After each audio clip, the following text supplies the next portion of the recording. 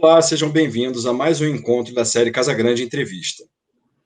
Meu nome é Pedro Tinoco, eu sou jornalista e, a convite do Teatro Casagrande, eu conduzindo uma série de conversas com candidatos a prefeito do Rio de Janeiro. Em pauta, políticas públicas culturais, propostas para o setor. A convidada de hoje é a ex-juíza Glória Luiza, que após 23 anos de magistratura se lança como candidata a prefeito do Rio de Janeiro pelo PSC. Quero agradecer a ela por ter aceitado esse convite para conversar com a gente. Olha, eu que agradeço, em primeiro lugar, a todas e a todos que estão aí ligados, né, nesse momento aí, que é um momento importante para a gente discutir políticas públicas sobre a cidade do Rio de Janeiro, dentro da pasta da cultura. Quero agradecer e parabenizar a iniciativa do Teatro Casagrande pela oportunidade que tem dado a todos os candidatos para falar sobre sua plataforma de governo e, na realidade, enriquecer mais esse espaço democrático, porque é importante que a população conheça cada um de nós e faça com inteligência suficiente a sua escolha no dia 15 de novembro. Maravilha, candidata. Bom, vamos ao trabalho. Eu queria começar perguntando a respeito dos inúmeros equipamentos culturais que a Prefeitura tem, que a Secretaria Municipal de Cultura administra. A gente está falando de dezenas de espaços que vão da Cidade das Artes, a Lona Cultural de Vista Alegre, bibliotecas públicas, Fundação Planetário. São equipamentos diversos que hoje se encontram em estados de conservação e uso diversos também. Uns vão bem, obrigado, outros nem tanto. Como é que faz para equalizar e botar tudo para funcionar?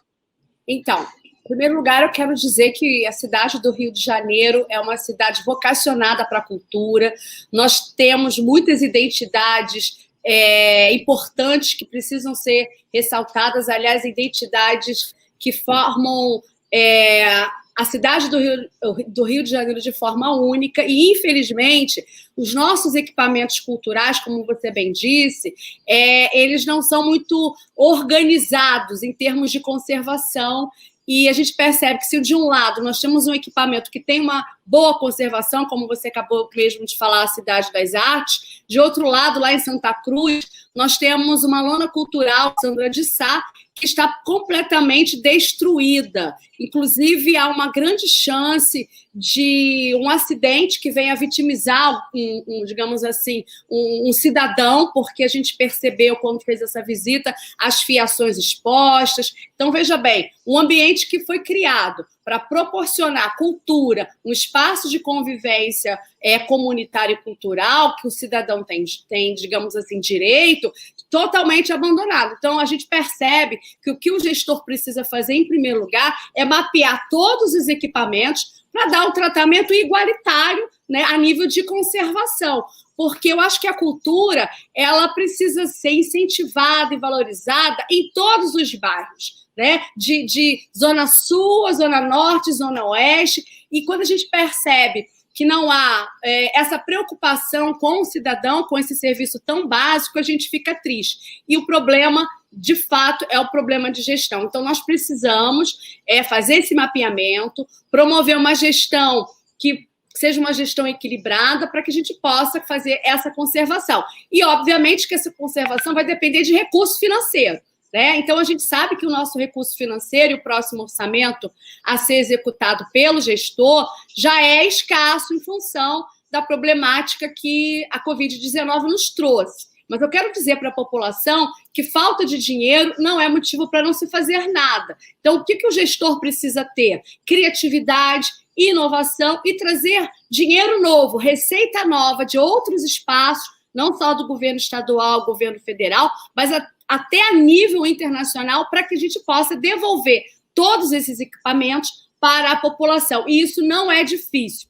Basta que você tenha esse foco, basta que você, inclusive, tenha em mente um conceito que é muito importante, que é um conceito mundial. A Europa já se coloca dessa forma, de que a cultura, na verdade, é um instrumento, né, catalisador de empregos. Então, faz, digamos assim, tem uma importância fundamental na economia de toda a cidade. Então, com essa visão de indústria, né, cultural, que oportuniza, inclusive, o primeiro emprego, a gente vai possibilitar que outras pessoas possam contribuir com receita para que esses equipamentos tenham efetivamente a sua destinação, que é uma destinação que precisa ser harmonizada com toda essa questão, entendeu?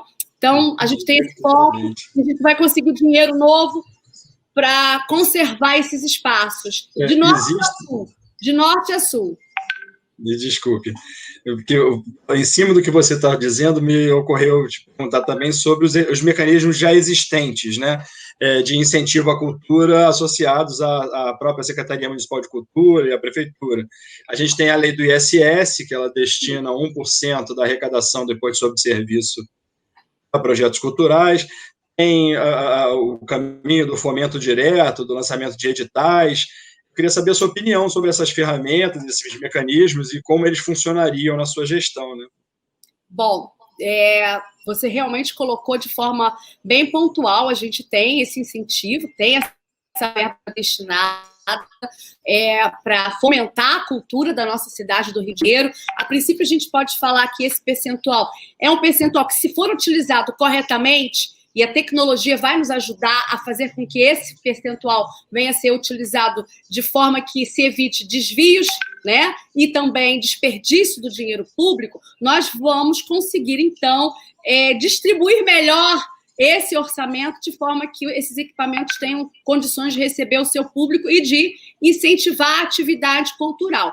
Mas eu penso que, e é bom a gente deixar muito claro, que desde 2010 para cá, as verbas destinadas para a cultura na cidade do Rio de Janeiro foram sendo, digamos assim, diminuídas. Houve uma regressão assim, considerável. Nós ficamos, por exemplo, abaixo da Bahia, abaixo de Pernambuco, em termos de utilização do dinheiro público para incrementar as atividades culturais, o que é muito triste, porque o gestor que não utiliza de verba para incentivar a cultura, ele está indo na contramão de direção da geração de renda e emprego. Então, eu penso que esse valor ele precisa ser otimizado para que a gente consiga realmente promover as atividades culturais de uma forma mais consistente e com sustentabilidade. E aí, uma das sustentabilidades que o meu governo propõe é realmente fazer a antecipação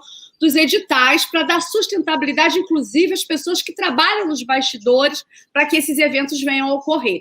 Então, captar realmente mais receita, se utilizar daquela que efetivamente já existe para que a atividade cultural venha a ser fomentada na cidade do Rio de Janeiro, já que a cidade do Rio de Janeiro ela é vocacionada para a cultura, juntamente com o turismo. Então, quando você fomenta o turismo, você também viabiliza grandes eventos, médios também, que vão fazer com que o ISS, né, se torne, digamos assim, uma receita que venha a aumentar, e isso vai possibilitar o emprego. A gente sempre vive falando da empregabilidade das pessoas. Então, com essas ferramentas, nós vamos conseguir fazer essa retomada e as conservações e as atividades culturais vão ter o seu lugar de destaque na cidade do Rio de Janeiro. Nesse processo de retomada, né, a gente não pode deixar de lembrar dessa situação gravíssima aí da pandemia que a gente vive, em que a cultura foi a primeira vítima dentro de economia, do movimento da cidade, né, foi o primeiro setor a fechar. E você está tocando num ponto importante, porque o investimento na cultura pode ser a primeira engrenagem a fazer outras engrenagens girar, né, dentro da cidade. A roda girar. Do ponto de vista da economia, empregabilidade, eventualmente até tirar a gente de uma situação de vulnerabilidade social. Fico imaginando assim, a cultura ela atravessa todos os setores da sociedade, né? De certa forma, você impactando essa área, impacta outras, né?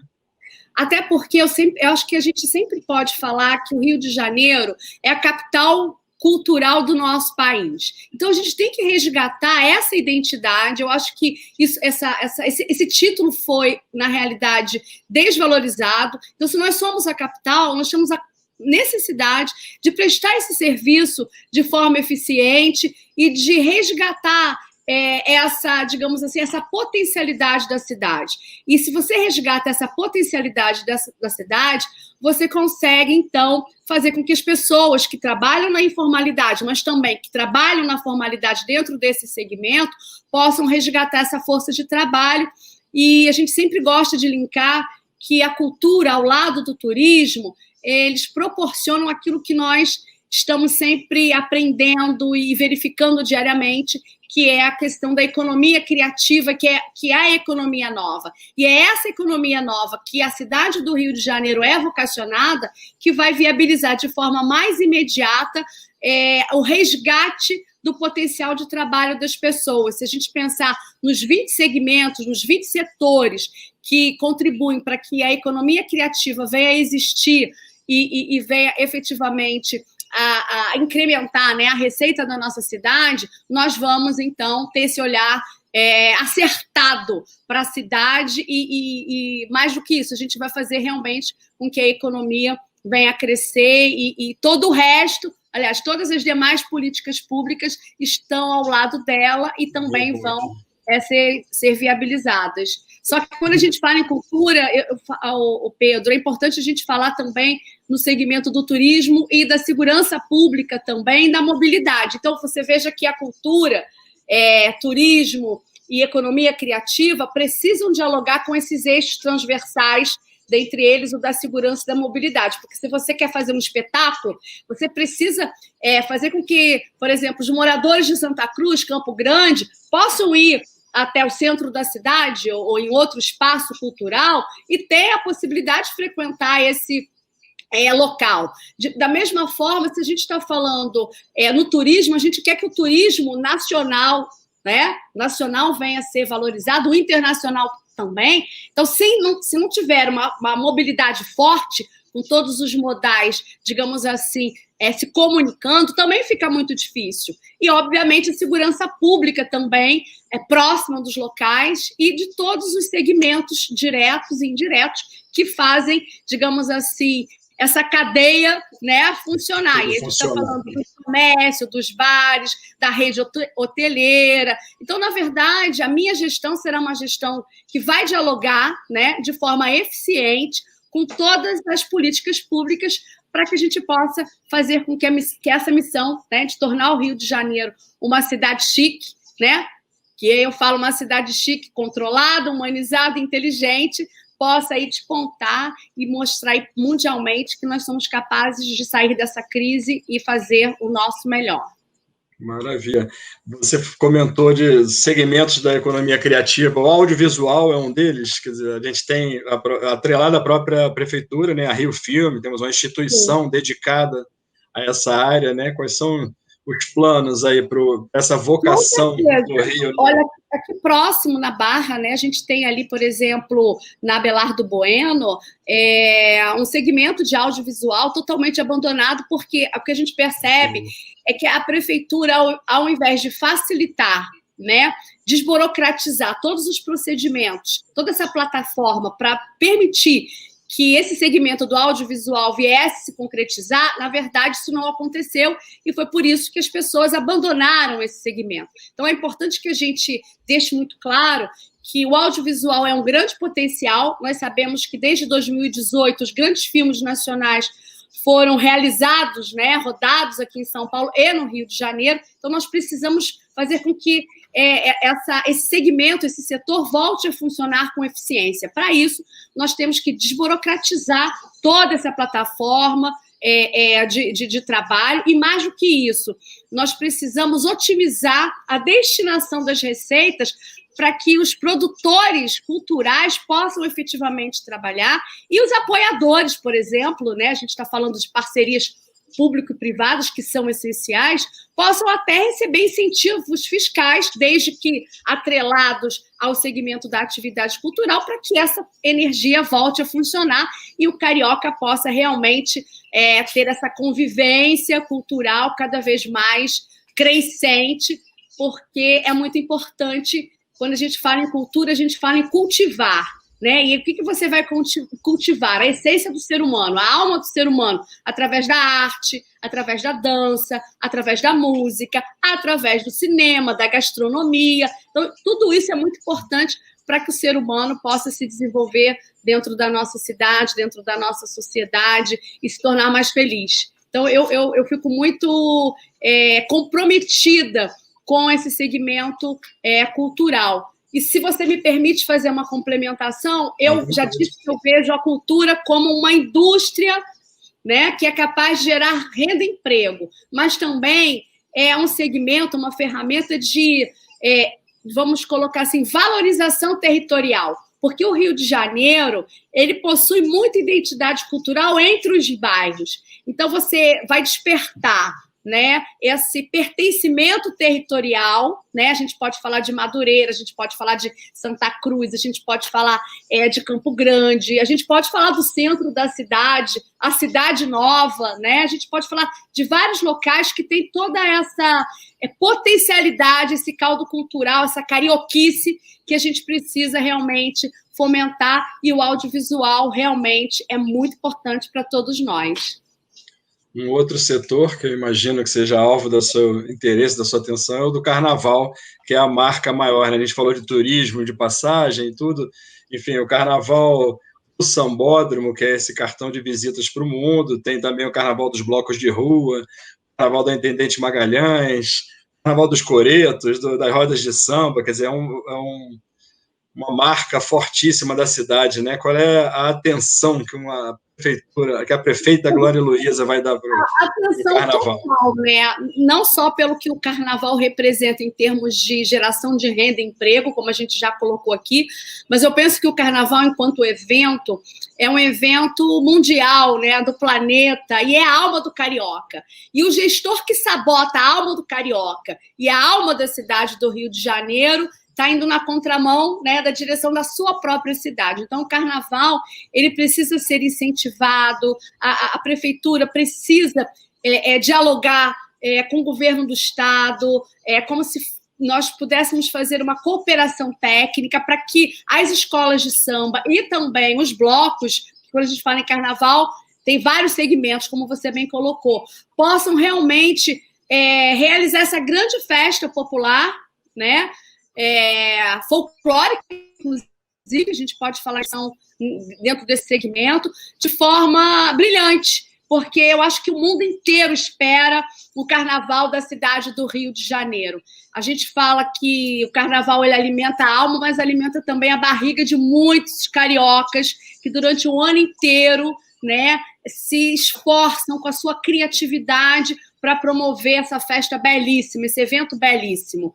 E o que a gente pensa é que a gente possa incentivar, digamos, as rodas de samba, todos os demais segmentos, expressões culturais, não só uma vez ao ano, já tocando aí, por exemplo, na Cidade do Samba, mas que a Cidade do Samba realmente venha a ser utilizada de janeiro a janeiro, 365 dias ao ano, com visitações, inclusive, porque eu já recebi alguns amigos de fora, e que ficaram frustrados, porque queriam tirar uma foto no Sambódromo fora do carnaval, fora da época, e a gente não conseguiu viabilizar isso. Então, a gente precisa realmente dar essa destinação ao Sambódromo como essa identidade cultural, de forma que as pessoas realmente possam visitar.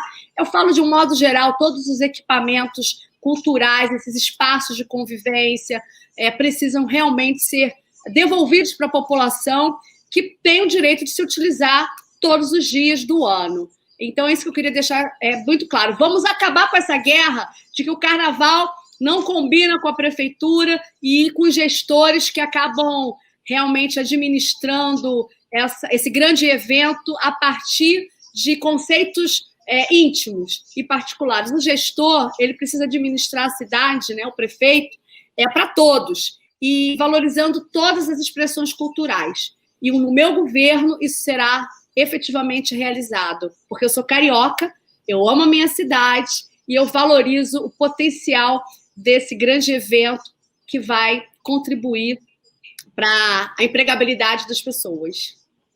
Quando a gente fala das escolas de samba, né, a gente não pode deixar de imaginar, de lembrar de tudo que elas representam para as suas respectivas comunidades, para os seus entusiastas, para quem trabalha em torno, né? Você imagina, pode ser um caminho super interessante numa administração pública, municipal, um contato com a população através dessas, toda a estrutura já constituída, né? Essas agremiações, né? Imagino, quando você fala de janeiro a janeiro, é manter esse contato, né? Claro, e com outras manifestações culturais, o espaço precisa ser utilizado. Eu acho até que as escolas de samba e o espaço da cidade do samba precisa ser um espaço com grandes projetos profissionalizantes dentro da própria escola de samba, porque tem muita criatividade, muita força de trabalho ali. Então, por que não um segmento dentro das escolas de samba profissional? Vamos profissionalizar essa força de trabalho, vamos qualificar todos aqueles que trabalham para que essa festa popular venha acontecer. E esse é, digamos assim, o meu ideal, né, e a minha plataforma de trabalho, profissionalizar cada vez mais, fazer com que o sambódromo seja utilizado para outros eventos, shows, feiras de artísticas, de livros, danças, todo tipo de manifestação cultural. A gente tem o jongo, por exemplo, tem a dança do passinho, tem tantas questões que a gente pode... festivais de música, eu sou dessa época dos festivais de música, né? Então, a gente precisa realmente fazer com que a cultura seja essa janela de oportunidade para todas as pessoas, para todos os cariocas. Essa é a vocação natural de todos nós. É interessante pensar que a gente ainda vive incertezas e preocupações por conta de uma pandemia, mas, de certa forma, o setor da indústria, o comércio, dão um leve sinal de recuperação, um patamar ali enfim, então melhores do que estavam no início dessa pandemia do coronavírus. O setor da cultura talvez seja o que está mais, digamos assim, num momento mais desolador, né? Talvez que precise desse empurrão maior. Impactado, né? Porque quando a gente fala na cultura, todos os eventos, a rede hoteleira, os bares, restaurantes, todos eles realmente foram afetados de forma imediata. Então, a gente precisa ter esse olhar específico para esse segmento e mobilizar, né? Através até dessa cultura de que essa política pública é necessária para gerar empregabilidade, para que esse setor volte a funcionar. Claro, a gente está reagindo, né, à pandemia, graças a Deus, mas a gente tem que ter cuidados, porque em outros lugares do mundo começou-se a fazer novos isolamentos, então é ruim. Mas eu tenho fé de que nós vamos, com as recomendações da Organização Mundial de Saúde e com essa, digamos assim, com essa cooperação social, né? Enquanto essa vacina não existir, nós vamos tomar todas as precauções para que esses eventos venham a ocorrer a curto, médio e longo prazo. E a gente pode se utilizar da tecnologia com os aplicativos, antecipando, por exemplo, os ingressos, a tecnologia nos mostrando onde há ou não aglomeração, para poder fazer essa conscientização popular e aí contribuir para que, aos poucos, esse segmento venha a funcionar o quanto antes. Você acha, candidata, que a gente vai precisar de mais dinheiro, por exemplo, orçamento da prefeitura, orçamento da Secretaria Municipal de Cultura, ao que a gente acompanha e tudo mais, ele vem diminuindo ano a ano? Sim, a gente sabe disso, e aí quando a gente fala, eu quero só pontuar que não é algo de 4 anos, tá? Desde 2010, o investimento na cultura vem decrescendo, e como eu te falei antes, a gente está assim, atrás de Pernambuco e da Bahia, e é um absurdo se a cidade do Rio de Janeiro é vocacionada para a cultura, para o turismo, para todas essas identidades. Então, eu entendo, sim, que há necessidade de mais investimento, mas eu não posso prometer que eu vou ter condições baseado numa receita realizada a partir, por exemplo, do imposto, né, que a gente sabe que é o imposto que mais forma o nosso orçamento, que é o ISS. A gente não pode prometer um aumento em termos de distribuição desses valores. A gente tem que falar isso com cuidado, porque eu não posso prometer aquilo que eu não vou fazer. Então, na realidade, acho que a população está cansada de promessas que não se cumprem.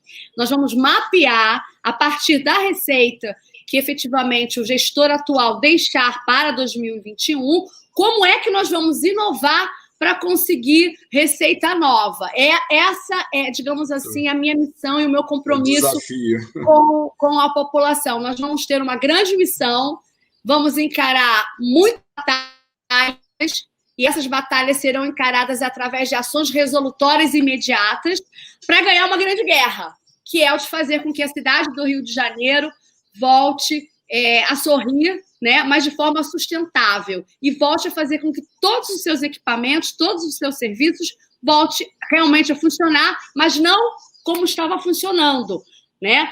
Volte a funcionar com qualidade, porque eu tenho certeza que ao longo dos meus 23 anos de carreira, nenhum serviço público funcionou como deveria, a contraprestação efetivamente não foi a das melhores. A população merece mais respeito com a prestação do serviço público. Você mencionou sua carreira como juíza e assisti a uma entrevista sua, recente, e que você comenta da experiência que vem da experiência que você tem, o desafio atual, que é da campanha, que vem da magistratura, né? Você chegou a lidar com alguma questão cultural no âmbito, assim, trabalhando como juíza? Nossa, várias vezes. Eu administrei muitas crises, tá? Quero pontuar isso. Então, de vida, de pessoas e de crises, porque enquanto eu era juíza da Vara da Infância e Juventude, eu tinha que dar uma resposta imediata em função das omissões das políticas públicas do passado. Então, eu tinha que ter criatividade, e por isso eu saí da cadeira várias vezes para conversar com todos os atores que pudessem me contribuir para que eu pudesse dar essa solução. E no Carnaval, por exemplo, a gente acabou tendo assim, muitas experiências em relação aos desfiles das escolas de samba, a questão da profissionalização, a exposição de menores, e também vários alvarás em relação a vários eventos culturais que precisavam realmente, digamos assim, da chancela judicial. Então, a gente tem experiência dentro desse segmento cultural, mas a experiência que eu gosto mais de colocar é porque eu nunca fui juíza de gabinete. Então, eu queria dar oportunidade para as crianças vulneráveis, aquelas que estão nos abrigos, aquelas, inclusive, que estão recebendo, por exemplo, uma medida socioeducativa, né? Que elas pudessem ter a oportunidade no teatro municipal, né, assistir um grande evento musical, e eu consegui fazer com que todas essas crianças tivessem acesso à cultura de forma igualitária e universalizada, através do diálogo com os produtores, né, culturais. Então, eu saía da minha cadeira e gerenciava essa crise, porque é bem verdade que não é todo mundo que tem a oportunidade, infelizmente, de assistir um grande espetáculo musical ou de dança. Então, a minha obrigação enquanto, digamos assim, gestora de crises e enquanto alguém que queria dar esperança e mostrar que a cultura faz parte da nossa vida, porque transforma a realidade, eu tinha que abrir os olhos desses adolescentes, dessas pessoas. Como? Dando oportunidade. Inclusive, indo a festivais, indo, por exemplo, ao Maracanã, assistindo um jogo do Flamengo, enfim, a Glória, né, enquanto juiz, enquanto ser humano, abrir essas portas de oportunidade. É isso que eu preciso, que a cultura realmente seja universalizada e acessível em toda a cidade. Para isso, eu preciso de equipamentos em conservação, porque a cidade do Rio de Janeiro é uma cidade de encontros, e nada melhor do que encontros realizados em espaços culturais. O teatro, por exemplo, as arenas e lonas culturais. Sem dúvida, sem dúvida. Qual é o perfil do seu secretário municipal de cultura? Como é que ele... Não sei se você já tem um nome, mas qual é o perfil desse Bom, posto? O perfil é como eu, né? Eu acho que secretário ou secretária do governo, da prefeita Glória Heloísa, precisa ter, em primeiro lugar, um perfil de vestir a camisa da cidade. e alguém que tenha técnica. Então, a gente aceita indicações, porque você precisa realmente governar, mas todas as indicações de todos os espaços serão bem-vindos, mas desde que tenham a qualificação técnica suficiente para que a política pública tenha o quê? Resultados. A minha gestão será feita baseada por resultados, metas, planejamento e resultados. Por isso eu quero que a cidade se torne inteligente, para que ela seja auditada constantemente e entregar de forma transparente para a população os resultados, e resultados realmente que tenham a qualidade esperada pela população. Então, em termos de secretário de cultura, tem que entender de cultura, tem que entender que a cultura é uma indústria, né, de desenvolvimento econômico, desenvolvimento social, de cidadania, para que possa trabalhar ao meu lado. Perfeito. A gente tem feito uma pergunta também que é de cunho mais pessoal, mas voltada para essa carioquice mesmo. Eu queria saber quais são os seus gostos, quando não está em campanha, trabalhando duro, quais são os seus gostos mais pessoais na música, na literatura, no cinema? O que você gosta de ler, ouvir, assistir? Música, né? Eu sou bem eclética, gosto de todos os ritmos musicais, mas hoje em dia, a música que eu mais ouço, O Tempo de Glória Chegou. É o meu samba. Então, se você for me perguntar assim, qual é a música que você mais gosta de ouvir hoje, é essa, né? O meu samba com cavaco, né? Ali, eu acho que é a cara do Rio de Janeiro e a minha cara. Então, assim, eu gosto muito de samba, gosto muito, digamos assim, da bossa nova também, mas hoje o ritmo musical que mais fala ao meu coração é o do meu sambinha, O Tempo de Glória Chegou, porque fala de amor pelo Rio de Janeiro, fala de esperança, fala de toda a minha trajetória de vida e tudo aquilo que eu espero para o Rio. Eu espero um Rio afetuoso, que ame mais as pessoas e que a gente possa realmente compartilhar esse bem. Então, esse é o meu ritmo musical. Em relação ao livro, além da Bíblia, porque eu acho que ali eu tenho muitas experiências e digamos assim, o meu livro de cabeceira tem um que me impactou muito, que foi o que retrata a memória da Margaret Thatcher, né? Ao longo do seu período de governança, de governo. Então, assim, esse é um livro que realmente eu tenho lido e que tem me feito pensar muito, que é os anos de Downing Street, 10 anos de memória dela. Então, eu gosto muito dessa linha. Mas tem outros, eu gosto, sei lá, Uma Vida com Propósito, que é aquilo que me enche de esperança e me faz caminhar diariamente. Tem vários, tem A Imperatriz de Ferro, enfim, vários livros que eu gosto de ler. Tem até O Pequeno Príncipe, né? Tem Pablo Neruda, gosto de poesia também, mais ou menos assim. E se você for me falar de um filme, eu gosto de enaltecer 2 filmes, um nacional e um internacional, mas eu vou começar por esse último, porque foi impactante para a minha vida, quando eu assisti, que é Amor Além das Fronteiras, né? Então, fala de amor ao próximo, fala de você sair da sua zona de conforto e melhorar a vida das pessoas. Eu sempre acho que ninguém pode passar na vida do outro sem melhorar a vida ou torná-lo feliz. Depois que eu vi esse filme com a Angelina Jolie, inclusive, eu passei a sair do meu gabinete, das fronteiras do meu gabinete, e cada vez mais querer transformar a realidade das pessoas. Então, Amor Além das Fronteiras é realmente aquilo que eu penso que eu devo fazer ao longo da minha vida. Amar mais as pessoas, transformar mais e sair do meu espaço territorial. Inclusive, foi isso que eu fiz ao longo da minha vida. E Tropa de Elite, né? A gente, quando assiste aqui nacionalmente esse filme, a gente tem que valorizar, né, o nosso cinema. Tropa de Elite fala de uma realidade que a gente não quer mais, né? E fala de uma realidade infeliz em termos de política, em termos de conflitos sociais, em termos de inseguranças sociais, econômicas e políticas.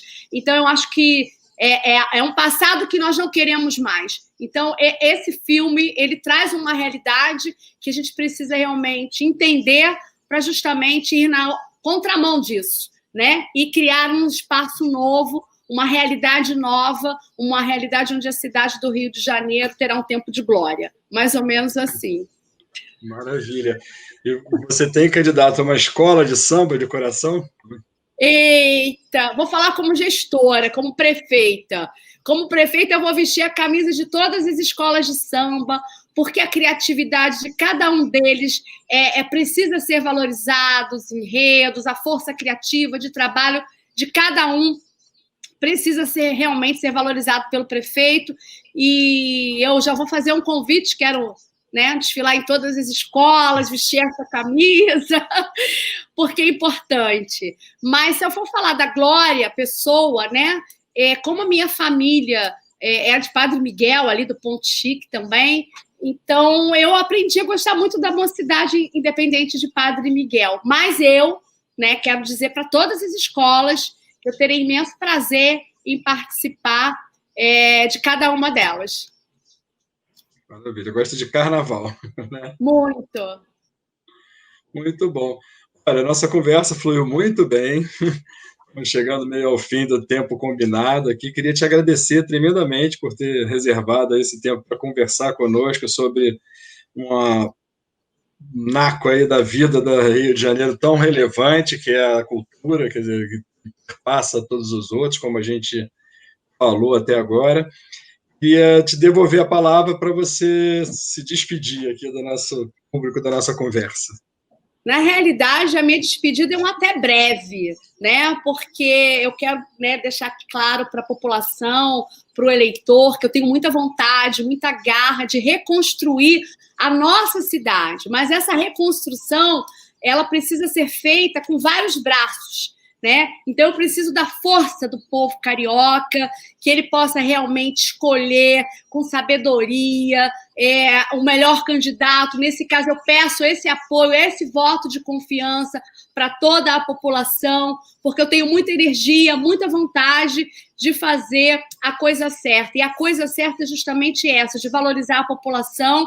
Tenho essa experiência de vida de 23 anos, prestando o melhor serviço para as pessoas, e é com essa vontade de prestar cada vez mais e transformar a realidade das pessoas que eu me lancei no espaço da política, para fazer a diferença. Sou ficha limpa, tenho caráter, honestidade, minha família é bastante humilde, trabalhei para conseguir efetivamente custear os meus estudos, então eu sou fruto da administração pública, de um serviço público que na minha época existia. Estudei em colégio municipal, depois no colégio estadual no Carmela Dutra, para fazer a minha faculdade fui jovem aprendiz. Então eu sei quais são as dificuldades que a população enfrenta diariamente ao longo dos anos. Eu sofri essas dificuldades enquanto, digamos assim, cidadã, mas consegui porque eu tive oportunidade. Então, eu quero dar essas oportunidades.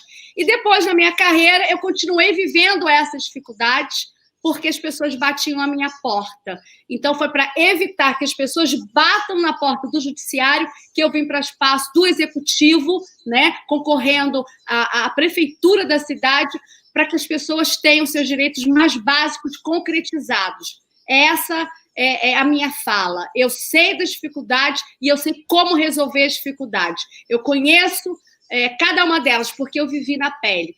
Quem tem olhos, vê e sente. E quando você não olha, você não sente. Mas eu senti na pele. E é por isso que eu estou aqui, para, junto com a população, criar uma nova história, porque existe esperança logo ali, no dia 15 de novembro. Vote 20 e me siga nas redes sociais. Maravilha.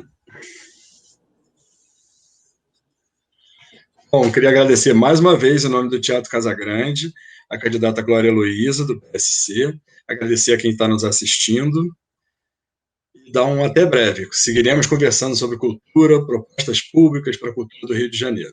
Um abraço.